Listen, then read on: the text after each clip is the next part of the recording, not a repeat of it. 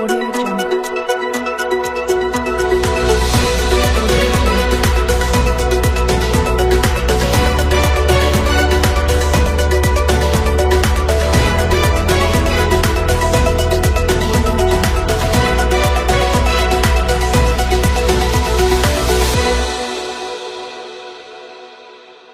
Pimpinan Wilayah Muhammadiyah PWM Jawa Barat mengadakan kajian intensif pada hari Sabtu 22 Ramadan 1443 Hijriah bertepatan dengan tanggal 23 April 2022 Miladiah pukul 9 sampai pukul 23 waktu Indonesia Barat di Aula Masjid Raya Mujahidin Jalan Sancang nomor 6 Bandung.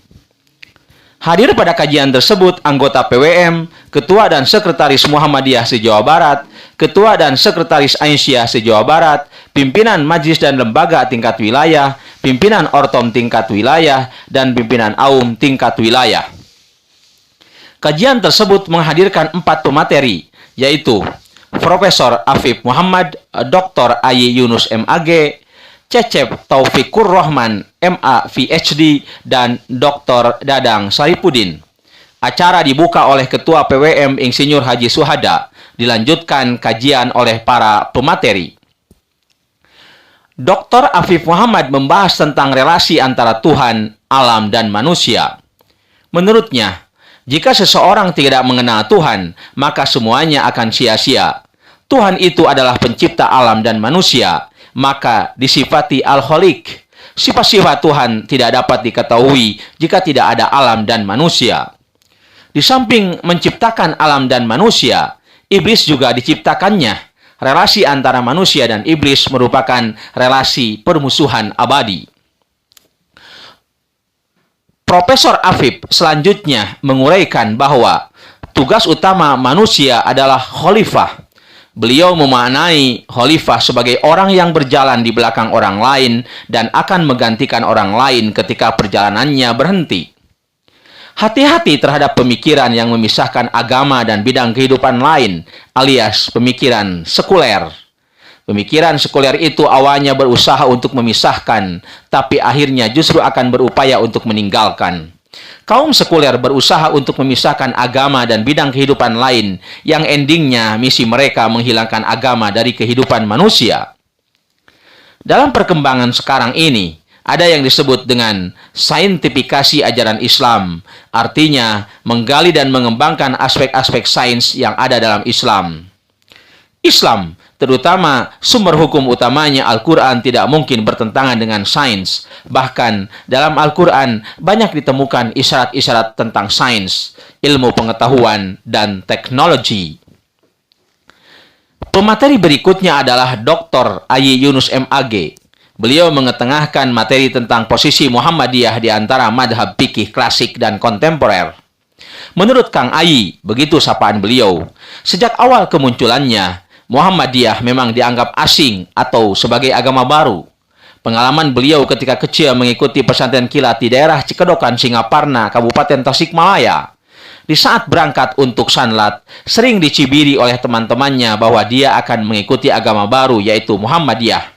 Maka tak heran, beliau mengutip sebuah hadis yang beliau dengar dari pimpinan Ponpes Muhammadiyah Darul Arkom Garut, almarhum Kiai Haji Miskun, bahwa Rasulullah SAW bersabda, Islam itu awalnya asing dan akan kembali menjadi asing seperti permulaan. Maka berbahagialah bagi yang dianggap asing, yaitu orang-orang yang berbuat baik di saat orang lain berada dalam kerusakan. Muhammadiyah itu tidak mengikat diri pada satu madhab, tetapi pendapat para imam mazhab dapat dijadikan rujukan, referensi atau pertimbangan dalam memutuskan suatu masalah di Muhammadiyah. Muhammadiyah itu tidak bermazhab tapi tidak anti mazhab. Tentu pendapat mazhab yang dijadikan rujukan atau pertimbangan oleh Muhammadiyah adalah yang sesuai dengan Al-Quran dan As-Sunnah. Seiring dengan terjadinya pembaharuan Islam di Timur Tengah, yang salah satu jargonnya adalah kembali kepada Al-Quran dan As-Sunnah, ar-ruju' ilal Quran was Sunnah, maka makna kembali kepada Al-Quran dan Sunnah itu ada 3. 1. Beragamalah berdasarkan sumber yang otentik, terutama dalam hal akidah dan ibadah mahdoh. 2. Memilah antara yang mutlak dan yang dinamis relatif atau adaptif. 3. Pintu ijtihad selalu terbuka. Para tokoh atau imam mazhab sendiri sebenarnya tidak memproklamirkan diri sebagai mazhab dan tidak merasa pendapat dirinya yang paling benar. Bahkan beliau-beliau berpendapat seperti ini. 1. Imam Abu Hanifah. Jika ada pendapatku yang berbeda dengan Al-Quran dan As-Sunnah, maka tinggalkanlah. 2. Pendapat Imam Malik. Jika ada pendapatku yang tidak sesuai dengan Al-Quran dan Sunnah, maka tinggalkanlah. 3. Pendapat Imam Syafi'i. Jika pendapatku menyalahi sunnah Rasul, maka ikutilah sunnah Rasul dan tinggalkanlah pendapatku. 4. Pendapat Imam Hambali. Janganlah kau taklid, ikutilah mereka Imam Hanafi, Imam Maliki, Imam Syafi'i, jika sesuai dengan Al-Quran dan As-Sunnah. Yang dikembangkan oleh Muhammadiyah bukanlah mazhab, tetapi manhaj. Dalam putusan tarjihnya, Muhammadiyah selalu mengembangkan metodologi bayani, metode berpikir berdasarkan teks Al-Quran dan As-Sunnah. Burhani, metode berpikir berdasarkan runtutan nalar logika, dan irfani, metode berpikir berdasarkan pendekatan intuisi dan pengalaman langsung atas spiritualitas beragama. Profesor Din Samsudin mengembangkan 7 nilai atau aspek Islam wasatiyah atau moderat, yaitu tasamuh atau toleransi, i'tidal, adil, tawazun, keseimbangan, syura, bermusyawarah, islah, melakukan perbaikan, qudwah, pelopor, mengambil inisiatif, contoh atau tiruan yang baik, dan muwatonah, yaitu kewarganegaraan. Kaitannya dengan mazhab kontemporer seperti Salafi dan Wahabi, tujuan mereka sebenarnya ada yang sama dengan Muhammadiyah, yaitu purifikasi atau pemurnian. Pemurnian di Muhammadiyah itu pada aspek akidah dan ibadah, sedangkan pada Salafi cakupannya lebih luas lagi, bukan hanya pada 2 bidang itu. Wahabi memurnikan diri dari perilaku. Wahabi memurnikan dari perilaku syirik dan bid'ah. Wahabi menolak demokrasi. Muhammadiyah tidak identik dengan Wahabi, apalagi dengan Salafi.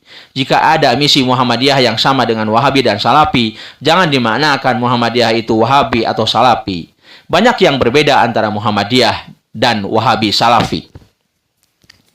Memperkuat apa yang Dr. Ayi sajikan, Kiai Cecep Taufikur Rahman membedah lebih detail perbedaan itu dan dikaitkan dengan pemahaman ilmu kalam, filsafat, serta tasawuf.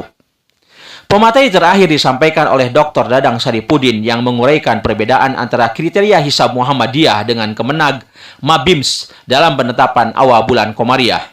Kata Dr. Dadang, Muhammadiyah tetap konsisten atau istiqomah dengan hisab dari dulu sampai sekarang dan belum pernah terjadi hisab Muhammadiyah melenceng. Selalu tepat. Tidak akan ada perubahan dalam metode penentuan awal bulan Komariah. Muhammadiyah tidak memiliki unsur dipengaruhi oleh keputusan pemerintah.